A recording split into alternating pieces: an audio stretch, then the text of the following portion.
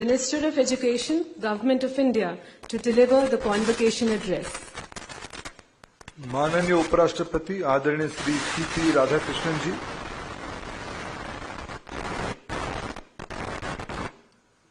माननीय chancellor ambassador Kanwal Sibal जी,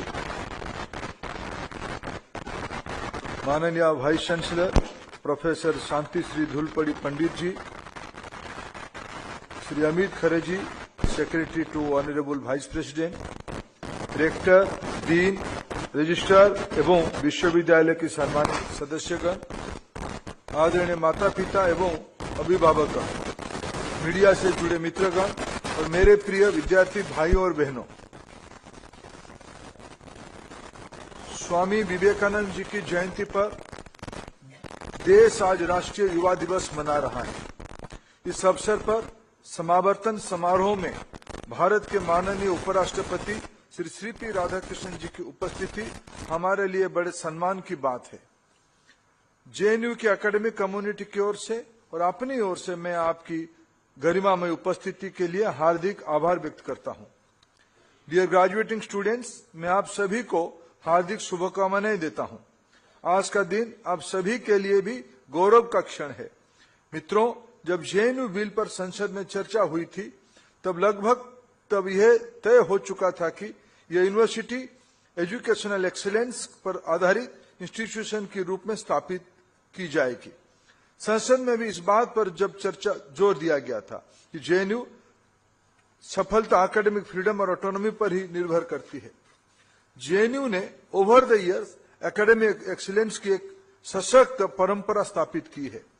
यह देश के उन शुरुआती विश्वविद्यालय में रहा है जिसने इंटरडिसिप्लिनरी वातावरण में वास्तविक एकेडमिक ऑटोनॉमी को अपनाया है। विश्वविद्यालय ने कोर्स डिजाइन से लेकर कैरिकुला एंड पेडागोजी तक, सेमेस्टर सिस्टम से लेकर क्रेडिट बेस्ड असेसमेंट तक कई नई व्यवस्थाएं बनाई है। वास्तव में जेएनयू अपने समय से काफी आगे सोचने वाला एक प्रयोगशाला रहा है। राष्ट्रीय शिक्षा नीति 2020 में जिन प्रिंसिपल्स को फॉर्मलाइज किया गया, उन्हें जेएनयू ने बहुत पहले ही अपना एकेडमिक फिलोसफी का हिस्सा बना लिया था। माननीय प्रधानमंत्री श्री नरेंद्र मोदी जी ने निरंतर बैलेंस नॉलेज इकोसिस्टम की आवश्यकता पर बल दिया है। उन्होंने ऐसे नॉलेज सोसाइटी का विजन प्रस्तुत किया है जहां कल्चर, हिस्ट्री, गवर्नेंस और ह्यूमन बिहेवियर पर होने वाला रिसर्च टेक्नोलॉजिकल प्रोग्रेस के साथ कोलैबोरेट करते हुए आगे बढ़े। यही दृष्टिकोण अनुसंधान नेशनल रिसर्च फाउंडेशन का भी केंद्र में निहित है। मित्रों, जेएनयू की अपनी एक रिच लिगासी है। यह ह्यूमैनिटीज, सोशल साइंस और लैंग्वेज के साथ साथ साइंस एंड टेक्नोलॉजी का भी एक महत्वपूर्ण केंद्र है। इंटरडिसिप्लिनरी रिसर्च फोकस जेएनयू की डीएनए की हिस्सा है।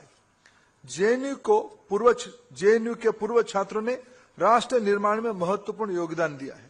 मैं जेएनयू के कुछ प्रतिष्ठित पूर्व छात्रों के नाम लेना चाहूंगा, जैसे doctor DP Tripathi, comrade Sitaram Yechury, comrade Prakash Karat, मेरे कैबिनेट की सहयोगी आदरणीय श्रीमती निर्मला सीतारामन जी और डॉक्टर एस जयशंकर, तथा मेरे अच्छे मित्र और वर्तमान सांसद डॉक्टर जयंत बिटास, जिन्होंने सार्वजनिक जीवन में विशेष पहचान बनाई है।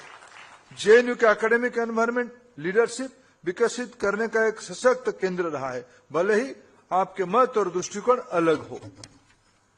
डियर ग्रेजुएटिंग स्टूडेंट्स, पिछले 40 वर्षों में मुझे जेएनयू को अलग अलग रोल में दिखने का सौभाग्य मिला।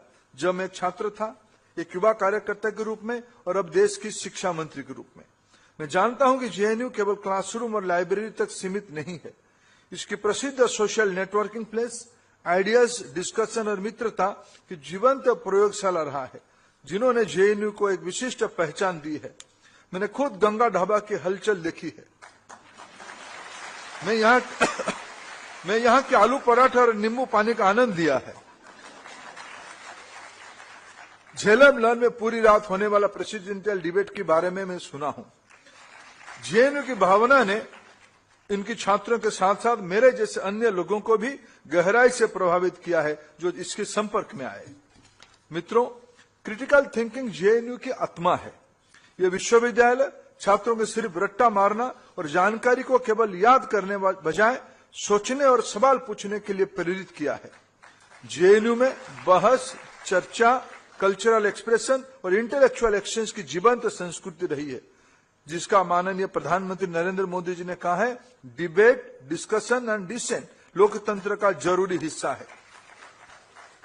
जेएनयू एक बौद्धिक केंद्र रहा है, जहां विचारों की परखा और विकसित किया जाता है, जो आगे चलकर राष्ट्रीय नीतियों में योगदान देता है। विश्वविद्यालय ने समय रहते भारत की बढ़ती वैश्विक भूमिका को पहचाना, जिसका स्पष्ट उदाहरण उसका स्कूल ऑफ इंटरनेशनल स्टडीज है। आज भारत ग्लोबल साउथ में लीडरशिप रोल में है। ऐसे में जेएनयू का रोल और रिलेवेंट हो गया है। जेएनयू यह भी मानता है कि नेशनल प्रोग्रेस भारतीय भाषाओं के सशक्तिकरण से जुड़ी है। इसी दृष्टि से सेंटर फॉर इंडियन लैंग्वेजेस भारतीय भाषाओं में हायर एजुकेशन एंड रिसर्च को आगे बढ़ा रहा है। जेएनयू हमेशा सामाजिक न्याय और इंक्लूसिव शिक्षा के लिए प्रतिबद्ध रहा है, जिसका प्रधानमंत्री नरेंद्र मोदी जी की सरकार ने प्राथमिकता दी है। मित्रों, ग्लोबल जियोपॉलिटिकल चेंजेस के बीच भारत आज दुनिया की चौथी सबसे बड़ी अर्थव्यवस्था बन चुकी है और जल्द ही तीसरे स्थान की ओर हम आगे बढ़ रहे हैं। भारत दुनिया की तीसरी सबसे बड़ा डिजिटल इकोनॉमी बन चुकी है। यूपीआई ने देश को डिजिटल पब्लिक इंफ्रास्ट्रक्चर में ग्लोबल लीडर बनाया है। आज भारत इनोवेशन और स्टार्टअप इकोसिस्टम में आगे है। भारत तेजी से खुद को एक नॉलेज इकोनॉमी में परिवर्तित कर रहा है। चीन को पीछे छोड़कर आज भारत अब दुनिया का सबसे बड़ा राइस प्रोड्यूसिंग कंट्री बन चुका है। भारत ने एनर्जी सिक्योरिटी में अपने पोजीशन मजबूत की है। देश में सोशल सिक्योरिटी कवरेज 2025 तक 64.3% हो गया है, जिसको वेलफेयर स्कीम्स को अधिक लोगों तक पहुंचा रही है। आईएलओ की रिपोर्ट के अनुसार यह कवरेज दुनिया में सबसे तेज ग्रोथ में से एक ही है। फीमेल लेबर फोर्स पार्टिसिपेशन में वृद्धि हुई है, जिससे इंक्लूसिव ग्रोथ की गति मिली है। इसी सभी उपलब्धि की आधारशिला शिक्षा है, जो देश की मजबूत नींव, सही दिशा और कंटिन्यूअस ग्रोथ प्रदान करती है।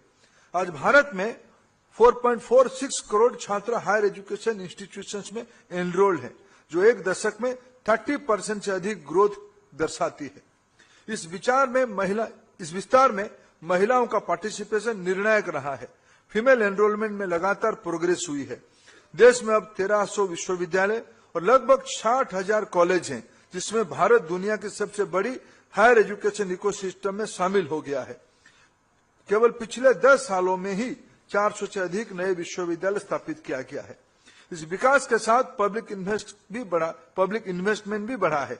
हायर एजुकेशन का बजट पिछले वर्षों में लगभग दुगनी हुआ है। आज भारत के हायर एजुकेशन सिस्टम इंटीग्रेशन के साथ एक्सपेंशन की ओर क्वालिटी और साथ डेवलपमेंट की संतुलित उदाहरण प्रस्तुत करता है।